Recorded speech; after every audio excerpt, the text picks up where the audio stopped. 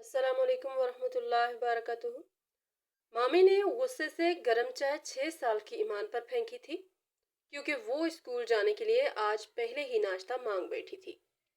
सहन में झाड़ू लगाते हुए उसकी बेवा माँ अपनी बेटी की चीख सुनकर किचन में दौड़ी चली आई थी। सफिया के चेहरे पर कोई रहम नहीं था।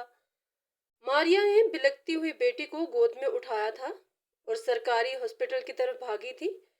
बच्ची का पूरा चेहरा बुरी तरह मुतासिर हुआ था। ड्यूटी पर मौजूद डॉक्टर की नजर जैसे ही उस मुसीबत ज़दा औरत पर पड़ी थी, वो कांप कर रह गया था, क्योंकि वो कोई और नहीं बल्कि मेरा नाम मारिया है। और वो दिन मेरी जिंदगी का सबसे बुरा दिन था जब मेरा शोहर इस दुनिया से चला गया। मेरी आंखों के सामने मेरी सारी दुनिया अंधेरे में डूब गई। मेरी सांसें रुकी रुकी सी लगती थी। मैं बार बार सोचती थी कि ये कैसा इम्तिहान है, अल्लाह ने मुझे किस हाल में डाल दिया है। इससे पहले जिंदगी में रंग थे, खुशबू थी, दिल में सुकून था। मैं जानती थी कि मुश्किलात आती रहती हैं, लेकिन जब साथ में शोहर जैसा सच्चा साथी हो तो वो मुश्किलात आसान लगती हैं। हम ज्वाइंट फैमिली में रहते थे, सब लोग एक ही छत के नीचे, लेकिन मोहब्बतें कम ही थी। मुझे और मेरे शोहर को सबसे ज्यादा ये सुनने को मिलता कि तुम्हारी पहली औलाद बेटी क्यों हुई।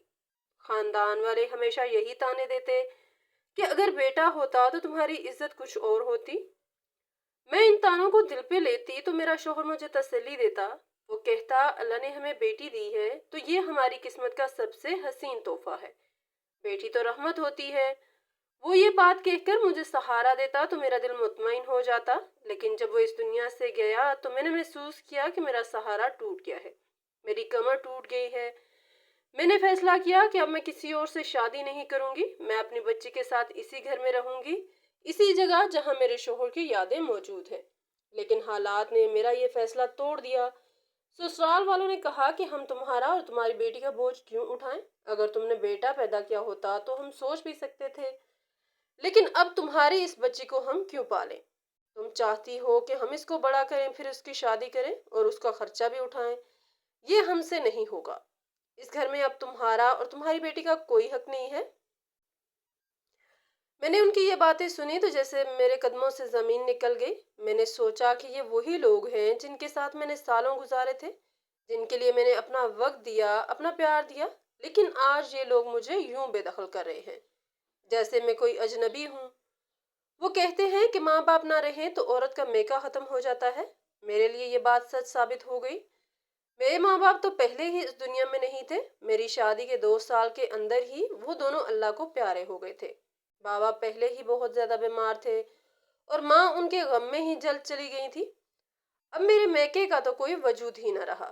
मेरे पास सिर्फ एक भाई था, लेकिन भाई का घर भी मेरा सहारा नहीं था। वहां पर जो औरत ब्याह कर आई थी, यानी मेरी भाभी सफिया, वो कोई आम औरत नहीं थी। उसने मेरे भाई से दूसरी शादी की थी। वो अपने पहले शोहर और 3 बच्चों को छोड़कर आई थी। ऐसी औरत के दिल में किसी के लिए क्या रहम और क्या हमदर्दी होती। वो तो अपनी जगह बनाने के लिए हर वक्त मेरी बुराई ही करती रहती। वो हर वक्त यही दिखाती कि ये घर सिर्फ उसका है और बाकी सब पराए हैं।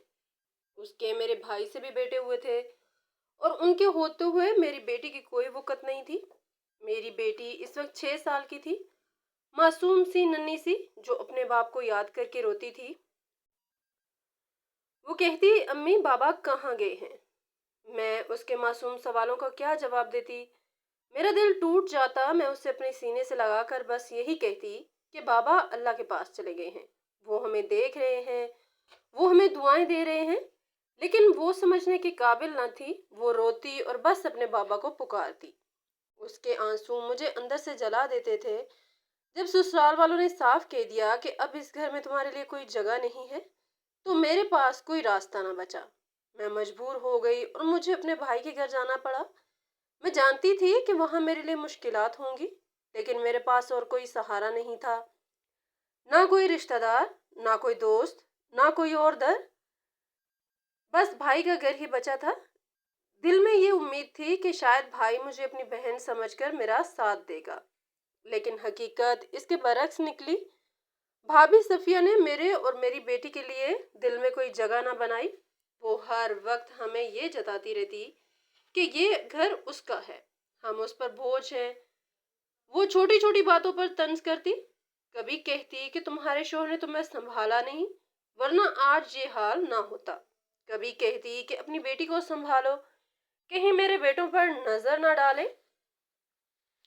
اس کے الفاظ خنجر کی طرح میرے دل میں اترتے، میں خاموشی سے سنتی رہتی، کیونکہ بولنے کا حق ہی کہاں تھا۔ میں تو بے سہارا عورت تھی۔ میرے بھائی کی مجبوری یہ تھی کہ وہ صفیہ کی ہر بات مانتا تھا، وہ اس کے سامنے کبھی کچھ نہ کہتا۔ وہ یہ بھی جانتا تھا کہ میں مشکل میں ہوں، لیکن وہ اپنی بیوی کو ناراض نہیں کرنا چاہتا تھا، اس لیے میری بات سن کر بھی خاموش ہو جاتا۔ میرا دکھ یہ تھا کہ جس بھائی کے لیے میں نے اپنی خوشیاں قربان کی، وہ آج میرے لیے ایک لفظ تک نہ بولا، وہ بس صفیہ کی بات مانتا رہا۔ مجھے یہ سب سہنا تھا کیونکہ میرے پاس جانے کو کوئی اور جگہ نہ تھی۔ میں نے اپنی بیٹی کو دیکھا اور سوچا کہ میں اس کے لیے سب برداشت کر لوں گی۔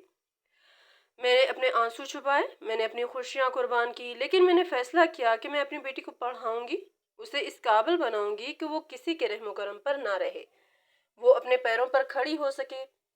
لیکن یہ سب خوابوں کی طرح لگتا تھا، کیونکہ حالات میرے خلاف تھے، ہر قدم پر رکاوٹ تھی، اور ہر رکاوٹ میرے صبر کا امتحان تھی۔ یہ تھا وہ لمحہ جب میری زندگی کا ایک نیا دور شروع ہوا، ایک ایسا دور جہاں نہ شوہر سہارا تھا، نہ ماں باپ کا پیار اور نہ بھائی کا ساتھ تھا، بس میں تھی اور میری 6 سال کی بیٹی تھی، اور ایک لمبی گھڑی آزمائش تھی جس کا سامنا مجھے اکیلے کرنا تھا۔ مجھے پتا تھا اس گھر میں اگر رہنا ہے تو مجھے اپنے وجود کا جواز خود ثابت کرنا ہوگا۔ میں جانتی تھی کہ میری بھابھی کا دل جیتنے کا واحد راستہ یہ ہے کہ میں پورے گھر کے کام کاج اپنے ہاتھ میں لے لوں۔ اس لیے میں نے اپنی مرضی سے اے سے لے کر زیڈ تک سارے گھر کے کام اپنے ذمہ لے لیے۔ صبح کا ناشتہ ہو، دوپہر کا کھانا ہو یا رات کا سالن، سب کچھ میں ہی کرتی تھی۔ برتن دھونا، کپڑے دھونا، کچن کی صفائی، صحن جھاڑنا، کمرے سنوارنا اور بچوں کو سنبھالنا، حتیٰ کہ چھوٹے موٹے کام بھی میں خود ہی کیا کرتی تھی۔ میرا دن گھر کے کاموں میں گزر جاتا اور میری راتیں تھکن سے چور ہو کر بستر پر ڈھیر ہونے میں ختم ہوتی۔ جب میں نے یہ سب کچھ سنبھال لیا تو رفتہ رفتہ میری بھابھی نے مجھے تھوڑی سی عزت دینی شروع کر دی۔ وہ اب میرے ساتھ روز جھگڑا نہیں کرتی تھی، نہ ہی مجھے تانے دیتی تھی۔ وہ خوش تھی کہ اسے کوئی کام نہیں کرنا پڑتا تھا، سارا بوجھ میرے کندھوں پر تھا، اور وہ آرام سے اپنی زندگی گزار رہی تھی۔ میرے ہاتھوں کا کھانا اسے پسند آنے لگا، اور وہ خود دوسروں کے سامنے تعریف بھی کرنے لگی کہ ماریا کھانا بہت اچھا بناتی ہے۔ لیکن حقیقت یہ تھی کہ اس سب کے بیچ میں میرے پاس اپنی بیٹی کے لیے بالکل وقت نہیں بچتا تھا۔ میری بیٹی دن بدن بڑی ہو رہی تھی، لیکن میں اس کے ساتھ بیٹھ کر بات نہ کر پاتی، نہ اسے پیار کر پاتی، نہ اس کے ساتھ کھیل سکتی تھی اور نہ اس کے دل کی سن پاتی۔ وہ اکثر چپ چاپ کونے میں بیٹھ کر اپنی گڑیا سے کھیلتی رہتی یا پھر کھڑکی سے باہر دیکھتی رہتی۔ کبھی کبھی میرے پاس آ کر کہتی، امی میرے ساتھ بیٹھو، لیکن میں مجبور تھی۔ میں اسے کہتی، بیٹا ابھی بہت کام ہے، بعد میں بیٹھوں گی، اور وہ معصوم سی آنکھوں سے میری طرف دیکھ کر خاموش ہو جاتی۔ میرا دل کٹ کر رہ جاتا، لیکن حالات ایسے تھے کہ میں بے بس تھی۔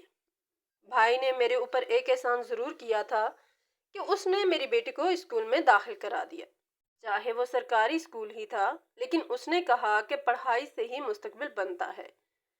یہ بات سن کر میرا دل مطمئن ہو گیا کہ چلو کم از کم وہ اسکول تو جا رہی ہے۔ صبح سویرے جب بچے اسکول کے لیے تیار ہوتے تو میں بھابھی کے بچوں کو بھی تیار کرتی اور اپنی بیٹی کو بھی۔ فرق یہ تھا کہ ان کے کپڑے نئے اور صاف ستھرے ہوتے، ان کے جوتے چمکتے ہوئے، ان کے بیگ رنگ برنگے اور کتابیں نئی خوشبو دیتی ہوئی ہوتی، اور میری بیٹی پرانے کپڑے پہنتی تھی جو کبھی انہی بچوں کے تھے۔ اس کے جوتے اکثر پیوند لگے ہوئے ہوتے تھے، اس کا بیگ بھی پرانا ہوتا اور کتابیں بھی کسی اور کے استعمال شدہ ہوتی۔ میں جب یہ منظر دیکھتی تو دل دکھ سے بھر جاتا، لیکن میری بیٹی کے چہرے پر کبھی شکوہ نہ ہوتا۔ وہ خوشی خوشی اسکول جاتی تھی، وہ پرانے بیگ کو بھی سینے سے لگا لیتی اور کہتی، امی دیکھیں میرا بیگ کتنا اچھا ہے۔ اس کے معصوم لفظ میرے آنسو چھپا دیتے۔ میں سوچتی کہ یہ بچی کتنی صابر ہے، اللہ اسے ضرور کامیاب کرے گا۔ میں دل میں دعا کرتی کہ یا اللہ مجھے ہمت دے کہ میں اسے پڑھا سکوں اور اس قابل بنا سکوں کہ یہ کسی کے سامنے ہاتھ نہ پھیلائے، یہ اپنے پیروں پر کھڑی ہو۔ میری بیٹی کی یہ خوش مزاجی میرے لیے طاقت کا ذریعہ تھی۔ میں خود کو سمجھاتی کہ حالات چاہے جیسے بھی ہوں میں اسے پڑھاؤں گی، چاہے مجھے بھوک برداشت کرنی پڑے، چاہے مجھے دن رات محنت کرنی پڑے، لیکن میں اسے اس مقام پر ضرور لے جاؤں گی جہاں یہ اپنے وجود پر فخر کرے۔ وہ دن بھی آتے جب شوہر کی یاد شدت سے تڑپاتی۔ میں کام کے دوران کبھی رک کر سوچتی کہ اگر وہ زندہ ہوتا تو آج مجھے یہ دن نہ دیکھنا پڑتا۔ وہ میری بیٹی کو سب سے اچھے اسکول میں پڑھاتا، اس کے لیے نئی کتابیں لے کر آتا، نئے کپڑے دلاتا، لیکن پھر یہ خیال آتا کہ قسمت کے فیصلوں کے آگے انسان کیا کر سکتا ہے؟ اللہ نے یہی مقدر لکھا تھا اور مجھے اسے ہی جھیلنا تھا۔ بھابھی کی اپنی روٹین بالکل الگ تھی۔ وہ صبح دیر سے اٹھتی تھی، لیکن اس کے لیے پہلے ہی ناشتہ تیار ہوتا۔ اس کی پسند کی ڈش، اس کی پسند کا جوس، ہر چیز اس کے سامنے رکھی ہوتی۔ وہ آرام سے ناشتہ کرتی اور پھر دوبارہ سو جاتی۔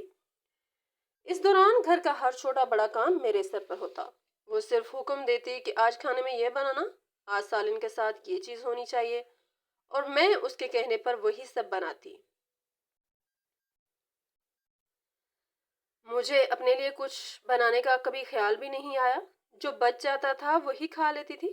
کپڑے دھونا، برتن مانجنا، جھاڑو پوچھا کرنا سب میری ذمہ داری تھی۔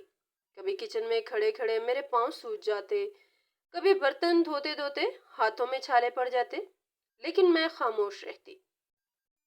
میں سوچتی چلو ٹھیک ہے، کم از کم مجھے اور میری بیٹی کو 2 وقت کی روٹی تو مل رہی ہے اور چھت تو نصیب ہے۔ اس کے ساتھ ساتھ بیٹی کو تعلیم بھی مل رہی ہے۔ یہی میرے لیے سب سے بڑی نعمت تھی۔ میں خود کو یہی کہہ کر تسلی دیتی کہ یہ سب محنت ضائع نہیں جائے گی، یہ ایک دن میری بیٹی کے روشن مستقبل کی بنیاد بنے گی۔ اکثر دل میں یہ خیال آتا کہ اگر میں یہی محنت کسی اور کے گھر میں کرتی، نوکرانی یا خانسامہ کی، تو مجھے کچھ پیسے تو ملتے اور انہی پیسوں سے میں اپنا اور اپنی بیٹی کا گزارا کر لیتی۔ لیکن اس وقت میرے دماغ میں یہ بات آئی ہی نہیں۔ میں بس یہی سوچتی رہی کہ بھائی کا گھر ہی میرا سہارا ہے، یہیں رہنا ہے، یہیں سب کچھ سہنا ہے، یہیں سے اپنی بیٹی کو پڑھانا ہے۔ شاید یہی تقدیر ہے میری، شاید یہی میرا نصیب ہے۔ سب سے زیادہ مشکل وقت میرے لیے رات کا ہوتا تھا، کیونکہ دن بھر کے کاموں کے بعد میرا جسم جیسے جواب دے دیتا تھا۔ ہاتھوں میں درد ہوتا، کمر میں اینٹوں جیسا بوجھ محسوس ہوتا اور آنکھیں نیند سے بوجھل ہوتی تھی۔ مگر جیسے ہی میں تھکی ہاری چرپائی پر لیٹتی، میری بیٹی آ کر میرے پاس لیٹ جاتی اور وہ باتیں کرنا چاہتی۔ اس کی آنکھوں میں معصوم چمک ہوتی۔ وہ چاہتی کہ میں اس کے دن کے بارے میں سنوں، اس کی چھوٹی چھوٹی باتوں پر ہنسوں، اس کے خواب سنوں، لیکن میرے پاس وقت بھی نہ ہوتا اور نہ ہمت۔ کبھی کبھی وہ ضد کرتی تو میں اسے زور سے کہہ دیتی اب سو جاؤ، مجھے آرام کرنے دو، اور وہ خاموش ہو جاتی۔ اس کی چھوٹی سی گردن جھک جاتی اور وہ کروٹ لے کر آنکھیں بند کر لیتی، لیکن مجھے پتا ہوتا کہ وہ رو رہی ہے۔ رات کے سناٹے میں اس کی ہچکیوں کی آواز میرے دل کو چیر دیتی تھی۔ وہ اکثر مجھ سے پوچھتی امی بابا کہاں ہیں؟ بابا کب آئیں گے؟ میں کیا جواب دیتی؟ میں تو خود بابا کے بغیر ویران تھی۔ وہ سمجھتی تھی کہ اس کا باپ ایک دن ضرور واپس آ جائے گا، وہ ہمیں لینے آئے گا، ہمارا اپنا گھر ہوگا جہاں کسی کے احسان کی چھاؤں میں نہیں رہنا پڑے گا۔ وہ خواب دیکھتی تھی کہ ایک دن وہ بھی اچھے اسکول میں جائے گی، نئے کپڑوں میں، نئے بیگ کے ساتھ، نئے دوستوں کے ساتھ۔ لیکن میں یہ سب سن کر اندر ہی اندر ٹوٹ جاتی، کیونکہ مجھے معلوم تھا کہ یہ سب خواب ہیں جو ابھی پورے ہونے والے نہیں ہیں۔ میں رات کے اندھیرے میں اپنی آنکھیں بند کر کے اس کے سوالوں سے بھاگنے کی کوشش کرتی تھی، مگر وہ الفاظ میرے کانوں میں گونجتے رہتے۔ بابا کہاں ہیں؟ ہمارا گھر کب ہوگا؟ ماموں کے گھر میں ہم کیوں رہتے ہیں؟ میں چپ ہو جاتی تھی، میری زبان گنگ ہو جاتی تھی، میرے دل میں طوفان برپا ہوتا تھا، لیکن میں کچھ نہ کہہ پاتی، کیونکہ میں نہیں چاہتی تھی کہ وہ اپنی ننھی سی عمر میں حقیقت کا اتنا بڑا صدمہ سہ لے۔ اس لیے میں بس اسے چپ کرانے کے لیے پیار سے گلے لگاتی اور کہتی، بابا اللہ کے پاس ہیں، وہ ہمیں دیکھ رہے ہیں، وہ ہمیں دعائیں بھی دے رہے ہیں، اور ایک دن سب اچھا ہو جائے گا۔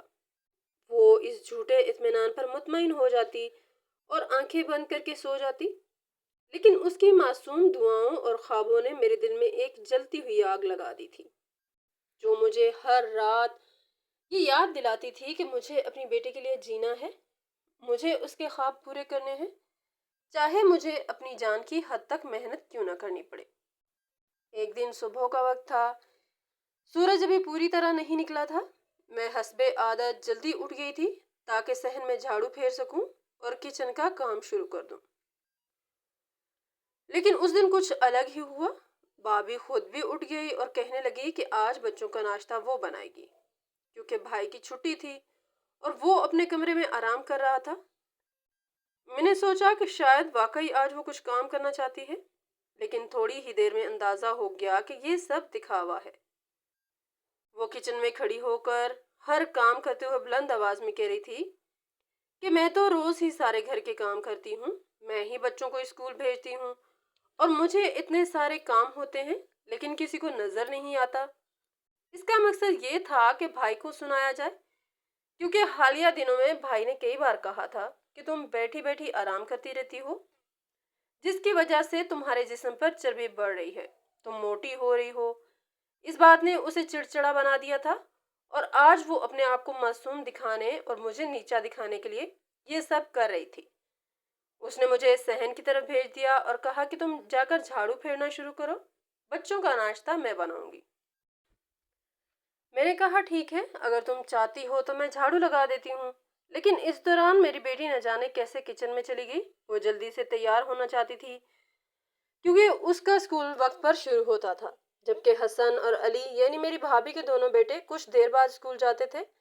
شاید اسی لیے اس نے جلدی جلدی کہہ دیا کہ مامی پہلے مجھے چائے دے دیں، میرا اسکول جلدی شروع ہوتا ہے، مجھے جانا ہے۔ اس نے صرف ایک سیدھی سی بات کہی تھی، لیکن شاید یہی الفاظ صفیہ کے دل کو ایسے لگے جیسے کسی نے آگ بھڑکا دی ہو۔ وہ یہ برداشت ہی نہ کر سکی کہ میری بیٹی اس سے کچھ مانگے یا اسے اپنے بیٹیوں پر فوقت دے۔ میں صحن میں جھاڑو لگا رہی تھی، اچانک میری بیٹی کی چیخ سنائی دی۔ وہ چیخ ایسی تھی کہ میرا دل دہل گیا۔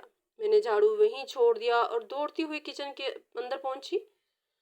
جو منظر میری آنکھوں کے سامنے تھا اس نے میرے وجود کو ہلا کر رکھ دیا۔ میری معصوم بیٹی کا چہرہ لال سرخ ہو چکا تھا اور وہ دونوں ہاتھوں سے اپنا چہرہ پکڑ کر تڑپ رہی تھی۔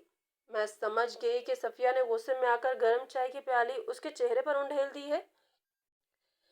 میری بیٹی کی جلد جھلس چک گئی تھی، اس کی چیخیں کچن میں گونج رہی تھیں، لیکن سب سے زیادہ افسوس کی بات یہ تھی کہ صفیہ کے چہرے پر نہ کوئی پچھتاوا تھا نہ کوئی ندامت، بلکہ اس کے ہونٹوں پر ایک سختی تھی، جیسے اس نے یہ سب جان بوجھ کر کیا ہو۔ اس کے لہجے میں غصہ اور آنکھوں میں سختی تھی۔ وہ بالکل مطمئن دکھائی دے رہی تھی، جیسے اسے یقین تھا کہ کوئی اس کے خلاف کچھ نہیں کہے گا۔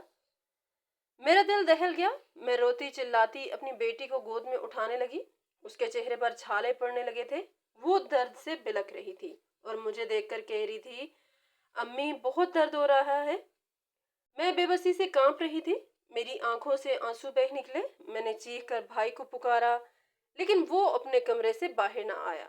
شاید وہ سب کچھ سن رہا تھا، لیکن اس نے خود کو باہر آنے کی زحمت نہیں دی۔ شاید وہ صفیہ کو ناراض نہیں کرنا چاہتا تھا، یا شاید اس نے یہ سب نظر انداز کرنے کا فیصلہ کر لیا تھا۔ لیکن میرے لیے یہ لمحہ میری زندگی کا سب سے برا لمحہ بن گیا تھا۔ میں نے سوچے بغیر اپنی بیٹی کو گود میں اٹھایا اور ننگے پاؤں اسپتال کی طرف بھاگنے لگی۔ میرا دل زور زور سے دھڑک رہا تھا، میرے قدم زمین پر پڑ رہے تھے، لیکن مجھے ہوش نہیں تھا کہ میں کہاں جا رہی ہوں اور کیسے جا رہی ہوں۔ میرے ذہن میں صرف ایک ہی بات تھی کہ جلدی سے اسے سرکاری ہسپتال پہنچاؤں، ورنہ کچھ بڑا نقصان ہو جائے گا۔ اس کا چہرہ میری گود میں تھا اور وہ درد سے تڑپ رہی تھی۔ میں اسے سینے سے لگا کر بھاگ رہی تھی۔ راستے میں لوگ مجھے دیکھتے رہے، کچھ عورتیں افسوس بھری نظروں سے دیکھتی رہیں، کچھ نے سوالی نگاہوں سے پوچھنا چاہا کہ کیا ہوا ہے، لیکن میں نے کسی کو کوئی جواب نہیں دیا۔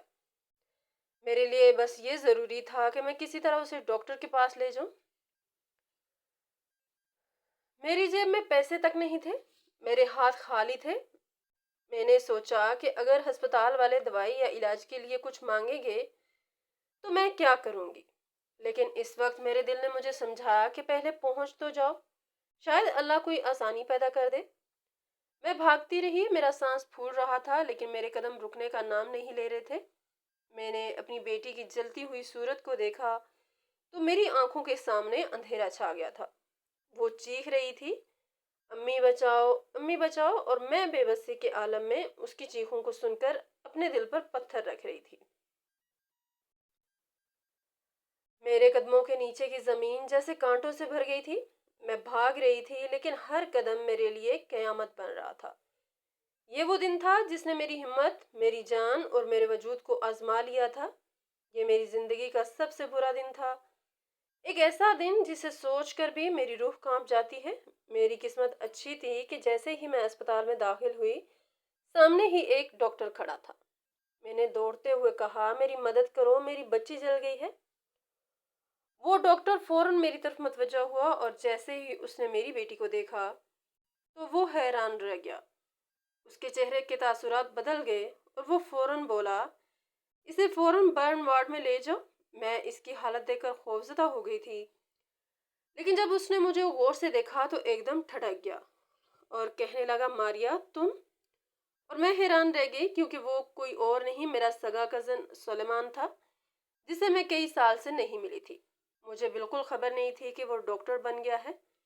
میں اس وقت اتنی پریشان تھی کہ مجھے اپنے رشتے کی پہچان کا بھی ہوش نہ رہا۔ میرے دل میں بس ایک ہی بات تھی کہ کسی طرح میری بیٹی بچ جائے۔ سلمان نے فوراً نرس کو بلایا اور کہا کہ بچی کو فرسٹ ایڈ دو۔ وہ مجھے تسلی دیتے ہوئے کہنے لگا، فکر نہ کرو، سب ٹھیک ہو جائے گا۔ میں اس کے الفاظ سن کر تھوڑی مطمئن ہوئی۔ انہوں نے میری بیٹی کو دوائی دی اور اس کے چہرے پر مرہم رکھا تاکہ درد کم ہو جائے۔ کچھ ہی دیر بعد وہ مجھے وارڈ میں لے گیا اور دکھایا کہ وہ سو رہی ہے، اب وہ تکلیف میں نہیں ہے۔ لیکن پھر بھی سلمان نے صاف صاف کہا کہ چہرے پر نشان رہ جائیں گے۔ البتہ یہ امید ہے کہ چونکہ اس کی عمر ابھی کم ہے تو وقت کے ساتھ ساتھ یہ نشان مدھم ہو جائیں گے، اور اگر ایسا نہ ہوا تو پھر سرجری کرنی پڑے گی۔ یہ سن کر میرے دل پر بوجھ آ گیا اور میں وہیں بیٹھ کر رونے لگی۔ سلمان نے مجھے روتا دیکھ کر کہا کہ ہمت کرو، سب بہتر ہو جائے گا۔ پھر وہ میرے قریب بیٹھ گیا اور پوچھنے لگا کہ تمہاری شادی ہو گئی تھی اور یہ بچی تمہاری ہی ہے، تو تمہارا شوہر کہاں ہے؟ میں نے آہستہ آواز میں کہا کہ میں بیوہ ہوں، میرا شوہر اس دنیا میں نہیں رہا۔ یہ سن کر وہ چند لمحے خاموش رہا، پھر کہنے لگا کہ مجھے یقین نہیں آ رہا کہ تم اتنے بڑے دکھ سے گزر رہی ہو۔ میں نے پھر اسے سارا حال سنایا کہ کیسے میں اپنے بھائی کے گھر رہ رہی ہوں اور یہ سب اس کی بیوی کی وجہ سے ہوا۔ سلمان چونکہ میرے بھائی کو اچھی طرح جانتا تھا، اس لیے وہ سن کر حیران رہ گیا۔ اس نے کہا کہ وہ ایسا نکلے گا یہ تو میں سوچ بھی نہیں سکتا تھا۔ وہ تو سب کے سامنے بڑا نیک اور اسلامی بنتا ہے، ہر وقت دوسروں کو لیکچر دیتا پھرتا ہے کہ بہنوں کا حق رکھنا چاہیے، ان کا سہارا بننا چاہیے، لیکن حقیقت تو کچھ اور ہی نکلی۔ میں نے روتے ہوئے کہا کہ مجھے اب بھی اپنی بیٹی کے علاج اور پرورش کے لیے وہی گھر جانا پڑے گا، لیکن سلمان نے فوراً ٹوکا اور کہا کہ نہیں، تمہیں واپس جانے کی کوئی ضرورت نہیں، تم میرے ساتھ میرے گھر چلو، وہاں میری امی ہیں جو تمہیں دیکھ کر خوش ہوں گی، وہ تو ہمیشہ تمہیں یاد کرتی رہتی ہیں۔ میں نے ڈرتے ہوئے کہا کہ میں تم پر بوجھ بن جاؤں گی، لیکن سلمان نے میرا ہاتھ پکڑ کر کہا کہ تم بوجھ نہیں ہو، تم میری کزن ہو اور کزن کا رشتہ محض نام کا نہیں ہوتا، یہ ذمہ داری بھی ہے۔ کچھ ہی دیر بعد میری بیٹی کو مکمل علاج کے لیے ہسپتال میں داخل کر لیا گیا۔ 3 دن تک وہ وہیں رہی اور ڈاکٹرز نے اس کی پٹی بدلی، اس کو دوا دی اور سلمان ہر لمحہ ہمارے ساتھ کھڑا رہا۔ میں دن رات بیٹی کے پاس بیٹھی رہتی اور دعا کرتی کہ وہ جلدی ٹھیک ہو جائے۔ 3 دن کے بعد کچھ بہتر ہوئی تو سلمان نے کہا کہ اب تم دونوں میرے گھر چل سکتے ہو، اس پر مزید ہسپتال میں رہنے کی ضرورت نہیں۔ میں نے کچھ دیر خاموشی اختیار کی، لیکن میرے پاس اور کوئی راستہ نہیں تھا۔ ہم سلمان کے گھر گئے، وہاں اس کی ماں یعنی میری خالہ نے مجھے دیکھ کر گلے لگا لیا۔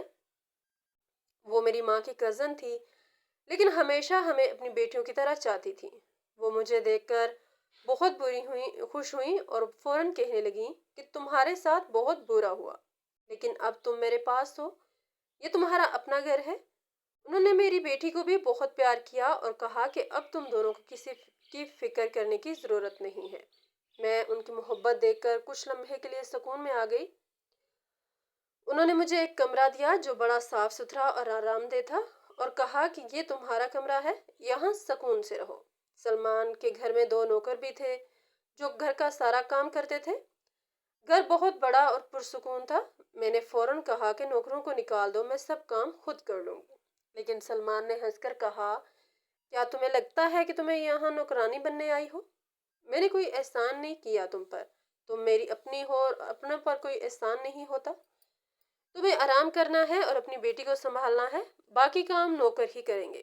کچھ دنوں میں میری بیٹی کی حالت بہتر ہونے لگی۔ سلمان نے اس کے علاج کے تمام انتظامات کیے۔ وہ دوائی وقت پر آتی تھی، پٹیاں وقت پر بدلی جاتی، اور جب وہ کچھ ٹھیک ہوئی تو سلمان نے کہا اب ہمیں اس کے اسکول کے بارے میں سوچنا چاہیے تاکہ اس کی پڑھائی ضائع نہ ہو۔ میں نے ہچکچاتے ہوئے کہا کہ وہ سرکاری اسکول جاتی تھی، لیکن وہاں کا ماحول اچھا نہیں ہے اور وہاں اس کا خیال بھی نہیں رکھا جاتا۔ سلمان نے فوراً کہا کہ وہ کوئی اسکول نہیں ہے، ہم اسے ایک اچھے اسکول میں داخل کروائیں گے تاکہ یہ آگے جا کر اپنے خواب پورے کر سکے اور کسی پر بوجھ نہ بنے۔ یہ بات سن کر میری آنکھوں میں آنسو آ گئے، کیونکہ یہی وہ خواہش تھی جو میں دل میں لے کر سالوں سے جی رہی تھی، لیکن حالات نے کبھی اجازت نہیں دی تھی، اور آج پہلی بار مجھے لگا کہ شاید میری بیٹی کے لیے واقعی کوئی نیا دروازہ کھلنے والا ہے۔ کچھ دن بعد سلمان نے ایسی بات کر دی کہ میں حیران رہ گئی۔ اس نے ایک دن کھانے کے بعد خاموشی سے مجھے دیکھتے ہوئے کہا کہ میں تم سے ایک بات کہنا چاہتا ہوں۔ میں نے سمجھا شاید بیٹی کے علاج یا گھر کے کسی معاملے پر بات ہوگی، مگر اس نے اچانک کہا کہ میں تم سے شادی کرنا چاہتا ہوں۔ میں چاہتا ہوں کہ تم اور تمہاری بیٹی دونوں میری زندگی کا حصہ بن جاؤ، میری پناہ میں رہو اور سکون سے زندگی گزارو۔ میں اس کی بات سن کر ہکا بکا رہ گئی۔ میرے ہاتھ سے گلاس چھوٹتے چھوٹتے بچا، کیونکہ مجھے یقین نہیں آیا کہ اس نے ایسا کہا ہے۔ میں نے اسے دیکھا اور کہا کہ تم یہ کیا کہہ رہے ہو؟ تم کنوارے ہو اور میں ایک بیوہ عورت ہوں جس کی ایک 6 سال کی بچی بھی ہے۔ لوگ کیا کہیں گے؟ خاندان والے کیا سوچیں گے؟ لیکن سلمان نے بڑے اعتماد سے جواب دیا کہ مجھے کسی کی پرواہ نہیں ہے، کیونکہ یہ فیصلہ میں نے دل سے کیا ہے۔ اس نے کہا کہ میں نے جب سے ہوش سنبھالا ہے تمہیں پسند کرتا تھا، لیکن تب میرے پاس کچھ نہیں تھا، میں پڑھ رہا تھا اور خود کو سنوار رہا تھا، تو تمہاری شادی ہو گئی اور میں خاموش رہا، لیکن اللہ نے تمہیں واپس میرے پاس بھیج دیا ہے، اور یہ محض اتفاق نہیں، یہ تقدیر ہے جو تمہیں اور تمہاری بیٹی کو میری زندگی میں لے کر آئی ہے۔ میں نے کہا کہ دیکھو، میں یہ شادی صرف اپنی بیٹی کے لیے کروں گی، میرے دل میں محبت نہیں ہے، میرا مقصد صرف اسے ایک محفوظ سہارا دینا ہے۔ سلمان نے مسکرا کر کہا کہ وہ میرا مسئلہ ہے، میں تمہیں خود سے محبت کرنا سکھا دوں گا، اور تم دیکھنا ایک دن یہ بیٹی ہی نہیں بلکہ تمہارا دل بھی مجھے اپنا مانے گا۔ یہ الفاظ سن کر میں رو پڑی۔ میری آنکھوں کے سامنے وہ تمام لمحے گھوم گئے جب میں نے ذلت برداشت کی تھی، جب مجھے بھائی اور بھابھی کے طعنے سننے پڑے تھے، جب میری بیٹی روتی تھی کہ بابا کہاں ہے، اور میرا دل کٹ جاتا تھا۔ آج ایک شخص تھا جو میرا ماضی نہیں دیکھ رہا تھا بلکہ میرا حال اور مستقبل سنوارنے کے لیے تیار تھا۔ میں نے ہچکچاتے ہوئے کہا کہ ٹھیک ہے، اگر تمہیں کوئی اعتراض نہیں تو میں راضی ہوں، اور پھر ہم نے نکاح کر لیا۔ نکاح کا دن بہت سادہ سا تھا، نہ کوئی بڑا مجمع، نہ کوئی دھوم دھام، بس چند لوگ اور 2 گواہ تھے، لیکن میرے لیے وہ دن زندگی کا سب سے قیمتی دن بن گیا۔ جب قاضی نے ہمیں میاں بیوی قرار دیا تو مجھے لگا کہ جیسے میرے سر سے صدیوں کا بوجھ اتر گیا ہے۔ میری بیٹی خوشی سے سلمان کے پاس دوڑ گئی اور پہلی بار اس نے اسے بابا کہا۔ وہ منظر دیکھ کر میری آنکھوں سے آنسو نکل آئے، وہ سلمان کی آنکھوں میں بھی نمی تھی۔ جب یہ خبر بھائی اور بھابھی تک پہنچی تو وہ آگ بگولا ہو گئے۔ بھابھی نے تانا دیا کہ واہ، یہ تو کمال ہوا، کل تک جو ہمارے گھر میں رہ کر ہمیں تانے سناتی تھی آج ڈاکٹر کی بیوی بن گئی۔ سلمان نے ان کی طرف دیکھا اور کہا کہ یہ اب میری بیوی ہے، یہ میرا فخر ہے، اور یہ میری بیٹی اب میری بیٹی ہے۔ اگر تمہیں یہ بات ہضم نہیں ہو رہی تو نہ ہو، لیکن آئندہ تمہاری زبان سے اس کے لیے کوئی غلط لفظ نہیں نکلنا چاہیے۔ میرے بھائی نے نظریں جھکا لیں، کیونکہ وہ جانتا تھا کہ سلمان کے آگے کچھ کہنے کی ہمت نہیں تھی۔ اس دن کے بعد میری زندگی واقعی بدل گئی۔ صبح ہوتی تو میں نئے جذبے کے ساتھ اٹھتی، شام ڈھلتی تو دل میں سکون ہوتا۔ گھر وہی تھا مگر اب اس کی دیواروں میں خوشبو تھی۔ اب اس چھت تلے خوف نہیں بلکہ اطمینان تھا۔ میری بیٹی بھی اسکول جانے لگی اور سلمان ہر شام اسے لینے جاتا۔ وہ اسے کندھوں پر بٹھاتا اور ہنستا کھیلتا گھر لاتا۔